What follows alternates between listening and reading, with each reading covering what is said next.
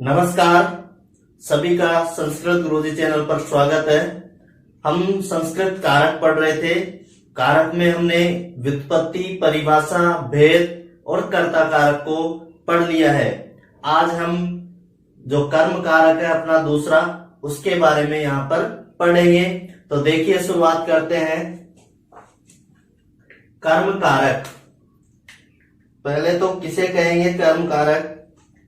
तो एक सूत्र आता है कर्तुरीप्सिततमं कर्म, अर्थात कर्ता अपनी क्रिया के द्वारा जिसको सबसे अधिक चाहता है उसे ही हम कर्म कहते हैं। कर्ता कोई भी वस्तु है, मान लो किसी को चाहता है अधिक, उसमें ही हम कर्म कारक करेंगे। जैसे खाना खाना चाहता है तो खाना कर्म हो गया, या पढ़ना चाहता है, पुस्तक पढ़ना चाहता है तो पुस्तक उसका कर्म हो गया, या फिर कोई भक्ति करना चाहता है हरि के, या भगवान विष्णु को भजन करना चाहता है तो हरि उसका क्या हो जाता है? कर्म हो जाता है। तो कर्तुरीप्सिततमं कर्म मतलब कर्ता अपनी क्रिया के द्वारा जिसको सर्वाधिक चाहे उसमें हम कर्म कारक करते हैं। और जब कर्म कारक होता है तो उसमें द्वितीय विभक्ति का प्रयोग किया जाता है। वो किस सूत्र से किया जाएगा? कर्मणि द्वितीया, अर्थात जो कर्म होगा उसमें हम द्वितीय विभक्ति का प्रयोग करेंगे। आगे बात समझ में? जो कर्म होगा उसमें हम द्वितीय विभक्ति का प्रयोग करेंगे। तो यहां तक ये बात हो चुकी। अब कर्म कारक में एक तो द्वितीय विभक्ति, जो विभक्ति लगाते हैं वो कैसे कैसे लगती है? एक तो लगती है कर्म कारक के अनुसार और एक लगती है उपपद विभक्ति के अनुसार। तो जो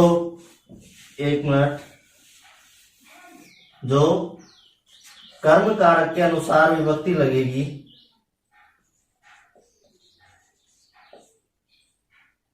द्वितीय विभक्ति,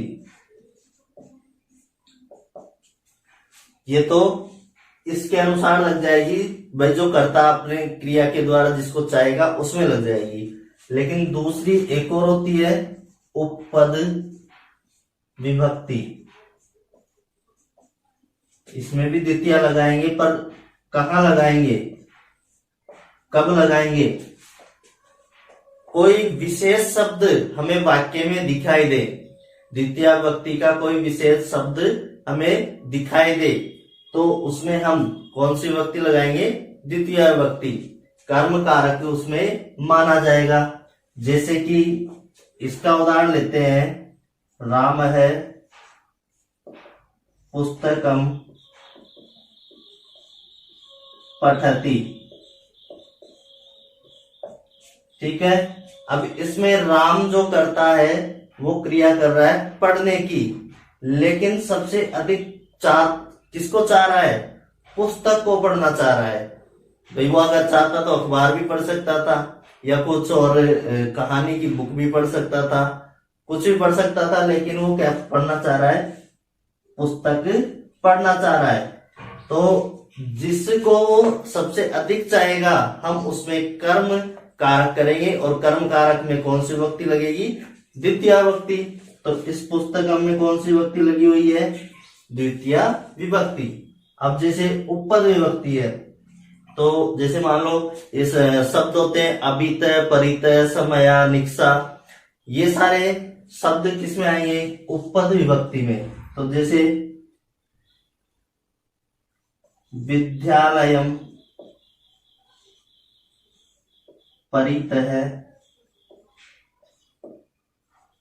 वृक्षाः सन्ति, ठीक है। विद्यालयम परितः वृक्षाः सन्ति। अब हमें यहाँ एक विशेष शब्द दिखाई दिया है परितः। परितः का अर्थ होता है चारों ओर। अब परितः जो शब्द है वो द्वितीय विभक्ति में प्रयोग में लिया जाता है। अब जब ये शब्द आ चुका तो हम कर्म कारक करके द्वितीय विभक्ति लगाएंगे किसमें? ये हमें पता कैसे चलेगा? तो इस परितः से हम क्वेश्चन करेंगे कि किसके चारों ओर, जवाब आएगा विद्यालय के। तो हम द्वितीय विभक्ति किस में लगाएंगे? विद्यालय में लगा देंगे। लगी हुई है विद्यालयम परितः वृक्षः सन्ति। तो ये दोनों कर्म कारक में द्वितीय विभक्ति और उपपद विभक्ति में द्वितीय विभक्ति का प्रयोग कैसे करना है वो हम यहाँ पर पढ़ चुके। अब अगला है एक सूत्र अपना, तथा युक्तम चानिप्सितमम। चानिप्सितम अर्थात इसका मतलब क्या हुआ कि जो कोई हम कार्य कर रहे हैं, क्रिया कर रहे हैं, अपने मन से जो इच्छा कर रहे हैं, मान लो जैसे कहीं गांव जाना चाह रहा है कोई, और बीच में वो अनचाहे कारक, मतलब जिनको वो चाहता नहीं है, जानबूझकर नहीं कर रहा है, अनजाने में जिनको वो टच करता हुआ जा रहा है, वो हो जाएगा वो उसमें भी हम कौन सी विभक्ति लगाएंगे? द्वितीय विभक्ति का प्रयोग कर देंगे। जैसे कि ग्रामम गच्छन् तृणम स्पर्शति। अब देखो इसमें दो कर्म आ रहे हैं, दो में द्वितीय विभक्ति हो रही है। ग्रामम गच्छन् मतलब गांव जाता हुआ, गांव जा रहा है। अब गांव भाई अपने आप तो कोई जाएगा नहीं, कोई न कोई तो व्यक्ति है जो जा रहा है, या पशु है, जानवर है, कोई भी मान लो, तो यहां पर कर्ता आएगा, वो हमने यहां पर नहीं लिखा है। तो गांव जाते हुए तृणम स्पर्शति, तृणम मतलब घास को, स्पर्शति स्पर्श करता है, छूता है। मतलब ये तो हम काम मन से कर रहे हैं, अपनी इच्छा से कर रहे हैं कि मैं गांव जाना चाहता हूं, लेकिन जब हम गांव जा रहे हैं तो रास्ते में घास पड़ रहा है, घास का कोई खेत वेत है तो घास वास उगी हुई है, और उस घास को वो छूता हुआ जा रहा है। जैसे जाते नहीं है कि अपन पैदल चलते हैं तो बगल में कोई मान लो पेड़ है, उसके पत्तों को खींचते हैं या किसी टच करते हुए जाते हैं। तो जो अनचाहा कारक है, ये क्या है? अनचाहा कारक। इसमें भी हम कौन सी विभक्ति लगाएंगे? द्वितीय विभक्ति। मतलब दो कारक आ गए, एक और दो। तो गांव जाता हुआ घास को स्पर्श करता है, छूता हुआ जाता है। तो यहां तक बात समझ में आ चुकी।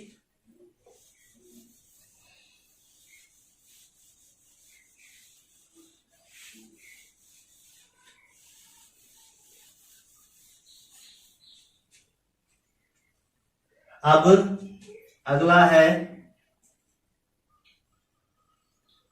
हम शब्द लेते हैं, पहले उदाहरण दे देता हूं इनके दो चार, जो अपने कर्म कारक है। जैसे रमा, भोजनम, खादति। रमा भोजनम खादति। तो यहां देखो रमा करता है, क्रिया कर रही है खाने की, लेकिन क्या खा रही है? भोजन खा रही है। मतलब भोजन में जैसे रोटी सब्जी हो गई, या फिर भोजन में कुछ भी खा सकती है, उसकी इच्छा है, वो जो वो चाह रही है वो कर सकती है। और जो चाहेगा, जो इच्छा होगी उसकी, सबसे अधिक जिसको चाहेगा उसमें हम द्वितीय विभक्ति लगाएंगे। जैसे कृष्ण है,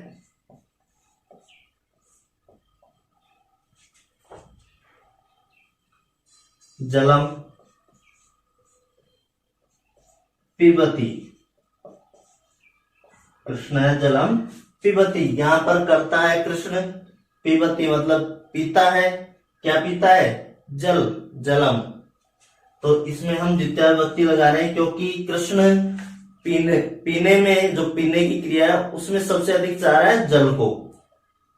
और भी कुछ पी सकते हैं, जूस, कोल्ड ड्रिंक, सब कुछ, बहुत सी चीजें हैं पीने की, लेकिन वो सबसे अधिक किसको चाह रहा है? जल को पीना चाह रहा है। इसलिए भी हम इसमें द्वितीय विभक्ति का प्रयोग कर देंगे।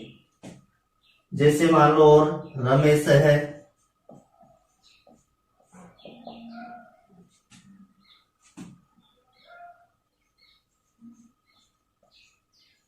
कंदुकम,